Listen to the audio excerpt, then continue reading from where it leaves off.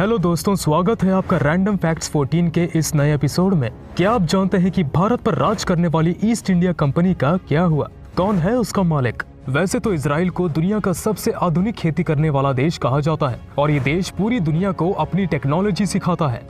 लेकिन क्या आप जानते हैं कि हमारे देश का एक ऐसा किसान है जिससे इजराइल के लोग खेती करना सीखते हैं? और हम जानेंगे कि आखिर क्यों घोड़े की आंख निकालकर घोड़े को अंधा किया जाता है।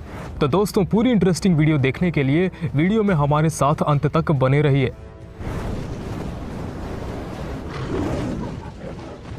Welcome to smart info. Fact number 1। Mumbai से बेंगलुरु जा रही ट्रेन की सीट के नीचे छिपी हुई 13 से 14 साल की बच्ची को टीसी ने बाहर निकाला और पूछा कि तुम्हारा टिकट कहाँ है?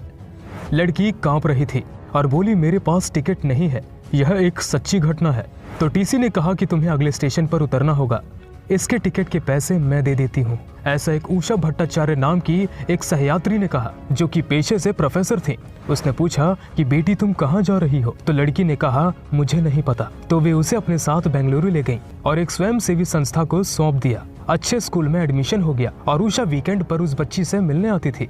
फिर उषा जी का ट्रांसफर दिल्ली हो गया। अब बस फोन पर बातें होती थीं, वो भी कभी कभार। 20 साल बाद उषा जी सैन फ्रांसिस्को गईं। होटल से चेकआउट करते हुए उन्हें पता चला कि उनका बिल एक दंपति ने भर दिया है। उषा जी ने पूछा कि आप लोगों ने मेरा बिल क्यों भरा? तो महिला ने जवाब दिया, यह मुंबई से बेंगलुरु की टिकट के सामने तो कुछ भी नहीं है मैम। ये वही बच्ची थी जो उषा जी को ट्रेन में मिली थी। उसका नाम था चित्रा, जो कि अब इन्फोसिस फाउंडेशन की चेयरमैन थी और इन्फोसिस कंपनी के मालिक श्री नारायण मूर्ति जी की पत्नी थी। Fact number 2।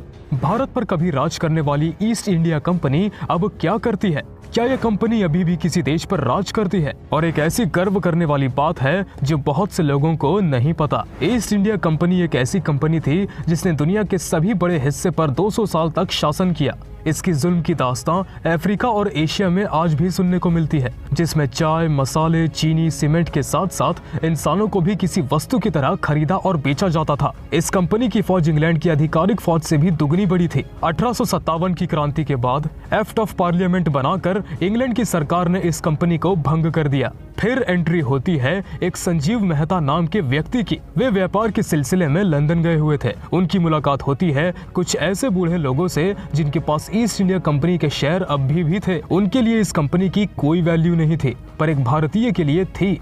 और संजीव मेहता ने साम दाम दंड भेद लगाकर सारे शेयर्स खरीद लिए और इस कंपनी को पूर्ण जीवित किया और हमें गुलाम बनाने वाली कंपनी को अपना गुलाम बना लिया। यह कंपनी चाय पत्ती का बिजनेस करती है और संजीव ने इसका पहला स्टोर खोला है लंदन में 2010 में 15 अगस्त के दिन, जो हमारे लिए बहुत गर्व की बात है। Fact number 3। क्या आप जानते हैं कि भारत का एक ऐसा किसान जिससे इजराइल के लोग उससे सीखने आते हैं? इन्हें पद्मश्री अवार्ड से नवाजा गया है। इजराइल को ज्ञान देने वाले इस किसान का नाम है लक्ष्मण सिंह, जो राजस्थान के लापोड़िया गांव के रहने वाले हैं। ये गांव कभी भीषण सूखे और गरीबी का शिकार था। आए दिन लड़ाई दंगे होते रहते थे। लक्ष्मण सिंह ने अपने गांव को बचाने की मुहिम शुरू की। लापोड़िया में 400 बीघा खाली पड़ी गोचर जमीन में लक्ष्मण सिंह ने चौका सिस्टम बनाया, जिसमें बरसात का 9 इंच का पानी रोका जा सके और उसमें धामन घास डाली, जिससे उसमें पशुओं के चरने के लिए भी घास उगाई जा सके, जिसमें पशु घास चरकर वही पानी पी सके। गांव में जगह जगह टैंक और गड्ढे बनाए गए जिसमें बरसात का पानी रुक सके, जिससे मवेशियों को चरने का और पानी के पीने का इंतजाम हो गया। गायों की अच्छी नस्ल होने से यहाँ हर परिवार की महीने की 10 से 50 हजार रुपए तक की आय होने लगी। यहाँ पानी की समस्या काफी हद तक कम हो गई और हर किसान साल में कई फसलें उगाने लगे, पशुपालन करने लगे और पैसा कमाने लगे। आज राजस्थान के 58 गांव ऐसे बन चुके हैं। Fact number 4। एक सच्ची घटना है। नेल्सन मंडेला साउथ अफ्रीका के राष्ट्रपति बनने के बाद एक दिन अपने बॉडीगार्ड के साथ होटल में खाना खाने गए। अपना मनपसंद भोजन ऑर्डर करने के बाद मंडेला ने सामने वाली सीट पर देखा कि एक आदमी भी अपने खाने का इंतजार कर रहा है। उन्होंने बॉडीगार्ड को कहा कि इसे यहाँ बुलाओ, मैं इसके साथ ही आज खाना खाऊंगा। खाना टेबल पर आने के बाद दोनों साथ खाने लगे, पर दूसरे आदमी के हाथ कांप रहे थे। उसके जाने के बाद एक बॉडीगार्ड ने मंडेला से कहा कि शायद वह आदमी बहुत बीमार है, क्योंकि उसके हाथ कांप रहे थे।